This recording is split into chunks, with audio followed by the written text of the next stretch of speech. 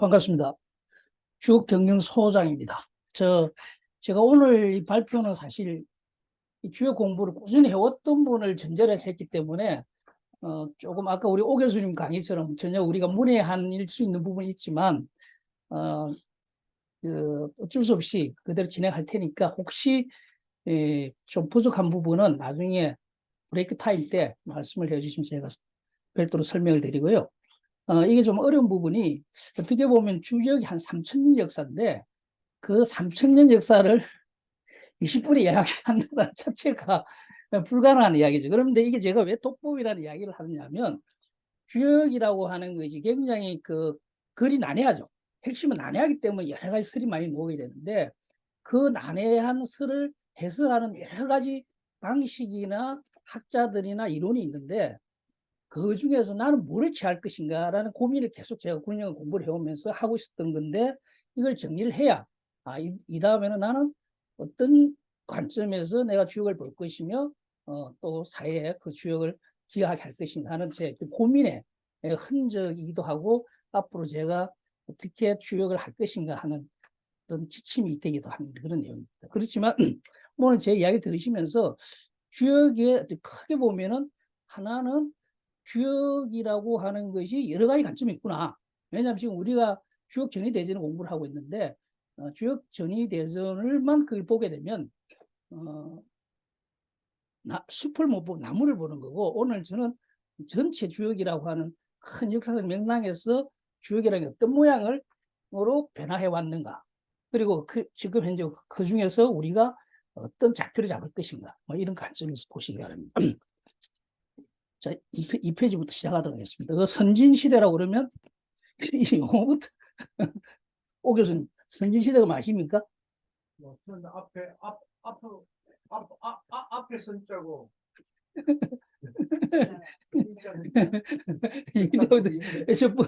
부득이 뭐 이러는 학술 용어이기 때문에 제가 부득이 그대로 쓸 때는 이해를 해주시기 바랍니다. 그러니까 진나라 이전 중국의 문화는 진나라를 통해 가지고 통일이 되면서 하나의 통일된 문화가 있고 그전에는 제라백가 전국시대 그러니까 다양한 학설이 있었다. 그래서 그걸 기준해서 진나라를 기점으로 해서 진나라 이전, 진나라 이후 이렇게 구분하거든요. 그러면 진나라 이전이라 그러면 크게 보면은 일반적으로 주나라, 춘추 전국시대 이걸 이야기하는 거죠. 자, 그럼 역경이라고 역경이라는 것이 그럼 우리가 주역이라는 엄밀히 이야기하면 두 개가 있고 하나는 역경이라는 부분이 있고 그 역경을 해석한 역전이라고 있는데 그걸 합쳐가지고 우리 일반적으로 주역이라고 그러는데 제가 앞에 주역경을 한 거는 역경을 이야기하는 거예요. 역경이 일반적으로 주나라 거라고 하지만 제가 공부한 관점에서 보면 그 이전에 있었던 하나라 연상력과 은나라의 기장력 그리고 은나라 때의 복이라는 그 견갑골 짐승의 뼈나 아니면 거북이 기복이라 그러죠. 거북이 등에서 노출된 걸 보고 전개를 뽑는 그런 거. 그 다음에 주나라는 그 시초라는 걸 해가지고 점을 치는 거. 이런 것들이 합쳐진 거다. 그러니까 주역이라고 하는 것이 우리 일반적으로는 주나라 거라고 하지만 은나라, 하나라 것까지 문화적 유산들이 축적되어 온 거라고 보는 게 제 관점입니다. 그럼 지금 주역의 개호사는 뭐냐면은 우리가 뭐 대단한 우주의 진리를 가지고 있다 이렇게 이야기하지만 역사적으로는 점치는 관리 그러니까 복사라 그러죠. 점치는 관리가 점친 결과를 기록한 것이다. 뭐 거기에 어떤 대단한 우주적 깊이가 있고 뭐 물리적인 어떤 법칙이 있다. 이거는 또 다른 차원이고 원리적으로는 그렇다는 겁니다. 그리고 조금 더 요즘은 그 1930년대 학자들은 엄마를 주초에 어떤 사회상의 그게 반영돼 있다. 뭐 이렇게 보는 게 역경의 첫 시작입니다.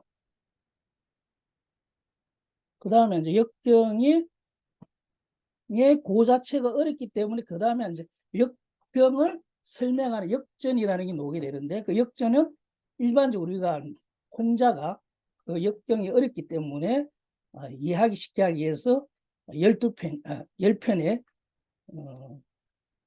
해설서를 만들었다라고 하는데 여기서부터 역경이 천리, 철학적인 것이 붙어가면서 이전에 단순한 점사, 어떤 점을 친 결과물이 어떤 철학을 적 의미를 가지고 있다. 그러면서 천리가 거기에 드시워지는 거예요. 대표적인 게 제가 계사전 4장하고 11장에 보면 뭐 대단한 이야기를 합니다. 여기라는 거는 천지의 어떤 기준이 되고 또 천지의 도를 포함하지 않는 것이 없다 할 정도 두루 다 포함하고 있다. 그러니까 천지의 도를 포함하고 있다.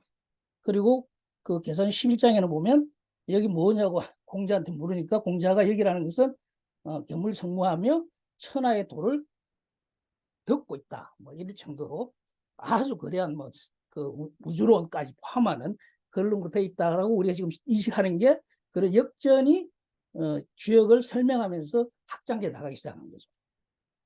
그 역 해석의 어떤 방법론을 역전은 제시하는데 그게 뭐냐면 물상론. 그게 대상전이라든지 설계전 우리 교수님들 좀 어려우실 거예요. 지금 대상전 그러고 하니 오늘 처음 오신 김 교수님도 요 부분 좀 그러죠, 그죠? 용어 자체가 그러니까 그죠? 그래서 이해를 하시기 바랍니다. 네.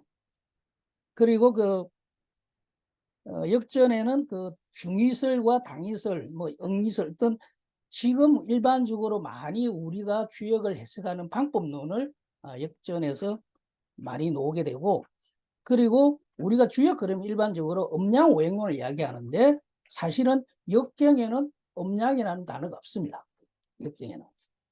다만 단 한 글자만 있긴 한데 그거는 그늘음자라는 의미의 중국계 하나 있긴 합니다만은 음양이라는 주역 역경 자체는 없고 다만 주역을 해석했던 역전에는 음양에 대한 이야기는 나옵니다. 직접적으로 나오기도 하고 또 간접적으로 음과 양이 서로 응한다 이런 차원에서 플러스 마이너스가 응한다는 그런 요즘 물리학적 개념이 들어갈 수 있는 그런 역정적 개념은 있습니다.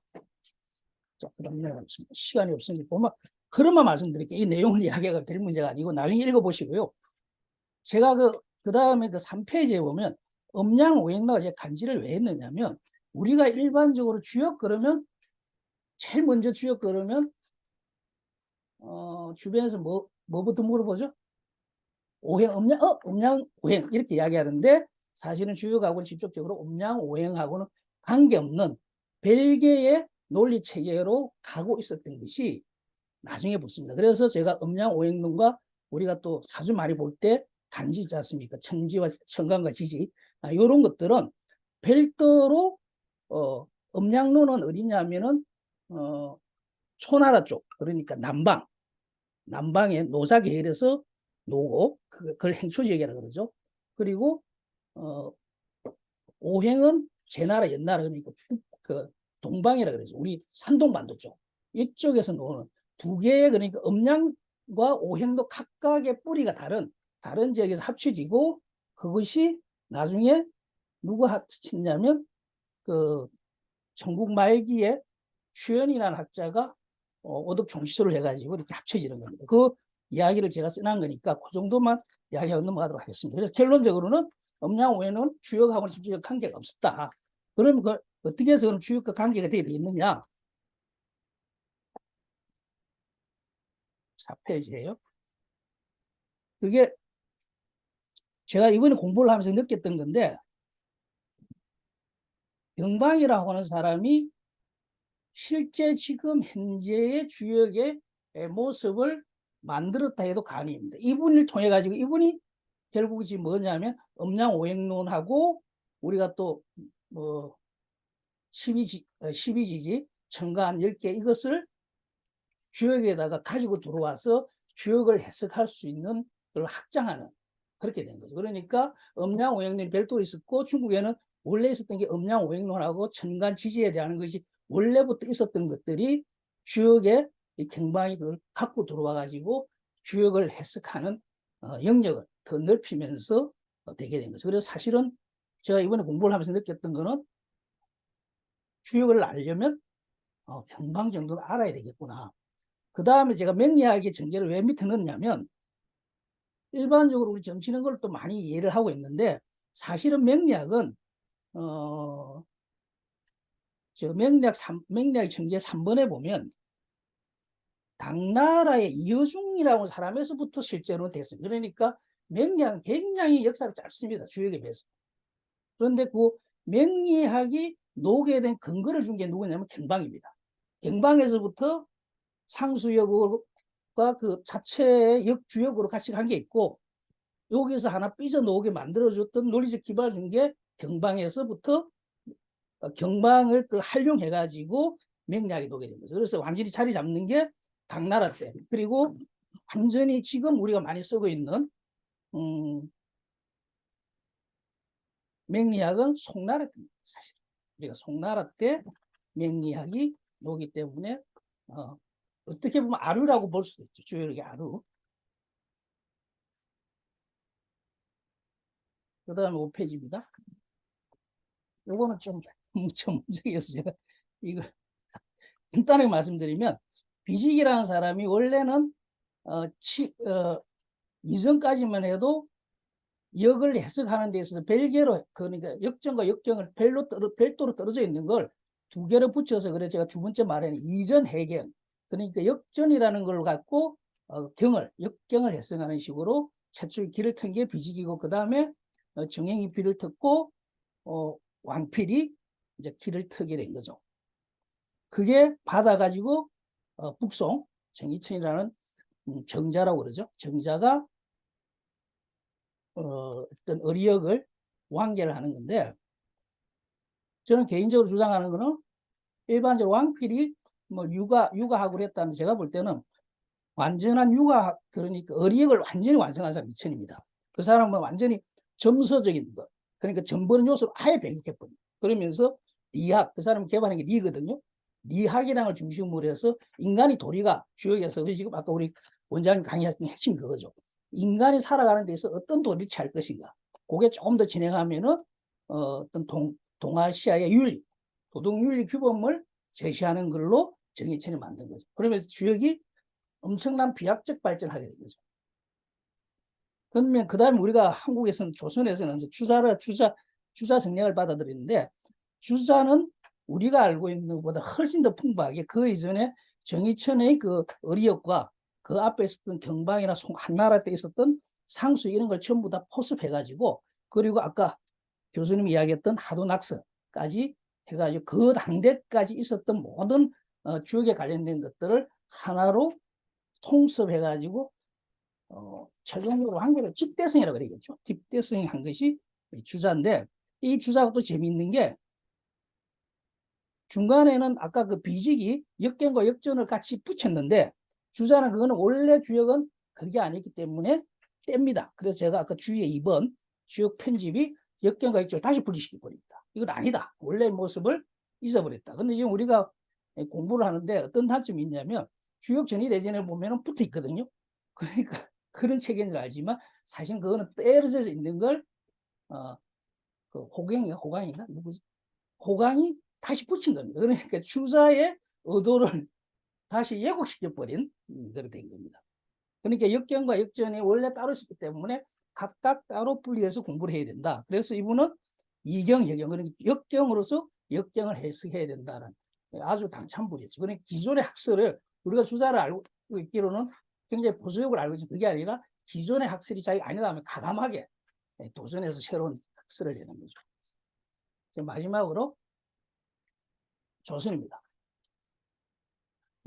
제가 이번에 공부를 하면 하나 더 좀 느낀 게, 저는 다산 정약용이라는 분이 저도 주역 뭐죠?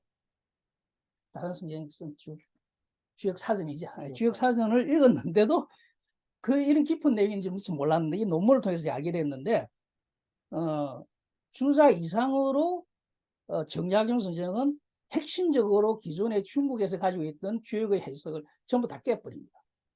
그러면서 중국 중심적인 것에서 자기가 공부해가 의문나는 거. 예를 들면 체계도 막 바꾸고, 우리 아까 제가 12기라고 하는, 그러니까 역전 10개 중에서 하나를 자기가 만들게 되면, 이게 두 번째였습니다. 그게 서계전이라고 해가지고, 시계전이죠. 그 개를 치는 방법을 하나 별도로 빼가지고 하나의 또 12기로 만들기도 하고, 계산서 자체도 다 새로 갈아 엎어버리고, 그리고 4번에 대상전이라는 게 있는데, 대상전은 이거는 군자의 도리에 대한 이야기가 돼서 별도로 빼가지고 별도의 하나 또 그 전으로 만들어 그걸 10익으로 독립시켜 버리는 거죠. 빼버리고 그리고 문헌전도 자기가 볼 때는 공자가 다 이야기한 게 아니고 일부는 공자고 일부는 원래부터 전승되었던 이야기다. 뭐 이런 이야기들을 하면서 기존의 어떤 역설을 가감하게 중국의 그 역설을 한국에서는 가감하게 깔아치우는데 제가 제일 처음에 말씀드렸던 그 7번에 있습니다. 그 설계전에 보면 8개와 동시에 이게 왜냐하면 설계전은 공자가 일반적으로 우리가 됐다라고 하는데 그게 아니라 8개 그러니까 복귀 때 이미 만들어졌다. 그러면서 이분이 자고 갔다던 게 뭐냐면 연상력과 기장력이 이미 거기에 살용돼. 나는 아까 주장했던 것이 여기 딱 넘어보고 야 내가 사람들 인문학적 상상이 맞았구나. 그래서 조선을 제가 이 조선에 물론 중간에 많은 역학자들 있습니다만은 정약용 선생을 끝에 넣은 이유는 기존의 학설이 가감하게 논증을 충분히 합니다. 논증을 해가지고 아닌 것은 가감하게 아닌 걸로 할 수 있는 게 그런 또 용기가 저하고 비슷해가지고 그렇습니다. 이상입니다.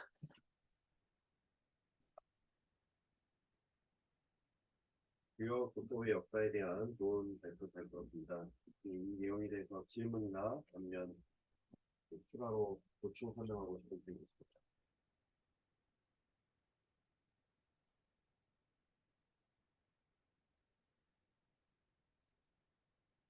인문이야기보다는 이런 한 분이 하신 것들을 정리를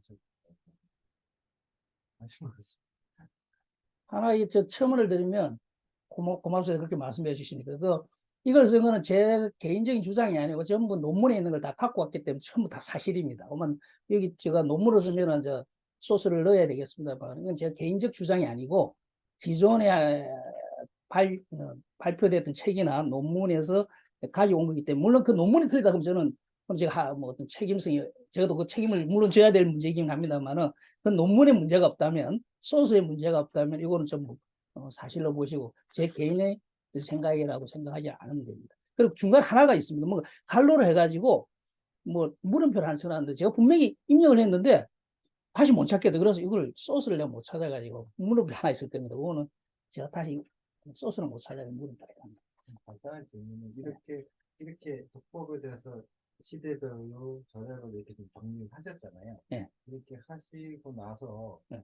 주요 공부를 하시면서 다시 보게 되고 달리 본다 이런 것들이 어떤 영향이 있으실까요? 저는 나름대로 이 시대에 맞는 걸 알려면 과거의 어떤 역사를 통해서 이 시대에 해석을 해야 된다는 제 입장인데 왜냐하면 그때는 봉건 전주 시대고 지금은 자본주의 사회고 산업화 시대고 개인주의 시대라면 그에 맞는 독법을 만들어내야 된다는 게 그래서 제가 각을 훑어봤는데 지금 말씀하신 답을 못 드리는 게 훑어봤는데 앉아 지금은 정해야죠. 내는 어떤 입장을 취하며 무엇을 가지고 주역을 이 시대에 맞게 해석할 것인가. 이제 과제가 저한테 떨어진 거죠.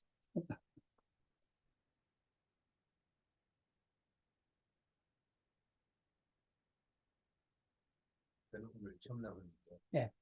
주역이 듣긴 다 들었지만 예. 실질적으로 접해서 무슨 공부하고 이런 적이 없기 때문에 예.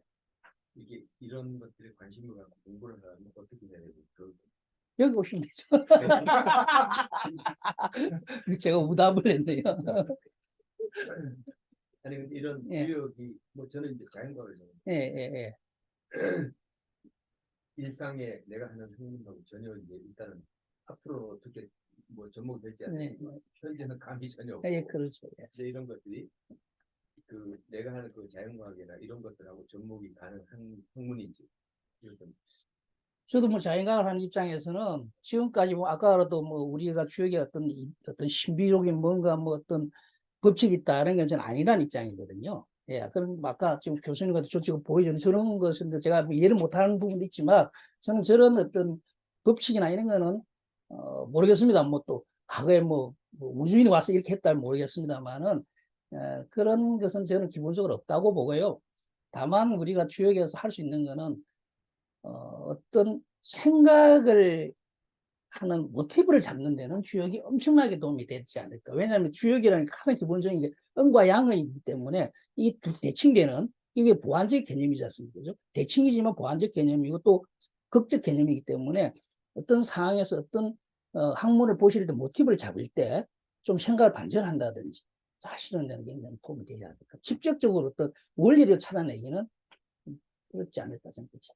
아니 저는 이제 물질 만드는 사람인데 예, 물질 만들면 일단 플러스 마이너스 있어야 예, 돼요. 예, 그렇죠. 예, 예, 전기도 예, 마찬가지예요. 예, 미립자 이런 것들을 만들 때 전체 다 플러스 전화 마이너스 전화에 의해서 입자가 플러스 전화 낀 물질하고 마이너스 전화 낀 물질을 네. 같이 결합해가지고 예, 그렇죠. 물질 만들고 이런 질문이 때문에 사실 중국이 여러 가지 학문에 뭐 자랑을 하지만 사실 음양론이 최고의 인류사의 어떤 가장 큰 뭐라 해야 되나요? 업적이라고 해야 되나요?